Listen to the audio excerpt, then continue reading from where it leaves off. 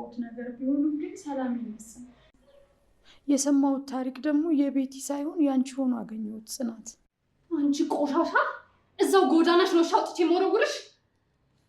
በቃ እኔ በጣም ብዙ ሰው አይቻቃለሁ፣ ግን እንዳንቺ ስህተት ሰርቶ መጸጸት የማይችል ሰው አይቻላቅም። ገና ለገና ልጄ እጅ የገባ ብለሽ ነው እንደዚህ የምትናገረኝ? እሰራልሻለሁ። አንድነት ልጅሽ የተከራየውልሽ ቤት ውስጥ እየጠበቀሽ ነው። አመሰግናለሁ ጽናት። እባክሽ ይቅርታ እባክሽ። ቅስምሽንም ህልምሽንም እንደሰበርኩት አውቃለሁ፣ ግን ምን አባቴ ላድርግ? ቤቲ ዋሽታ የራሷን ታሪክ ያንቺ ታሪክ አድርጋ ነገረች። እናም አሳዘነችኝ። ደግሞ በስስ ጎኔ በልጄ መጣችብኝ። እናም ተሳስቻለሁ። እባክሽ በድዬሻለሁ፣ ይቅር በይኝ።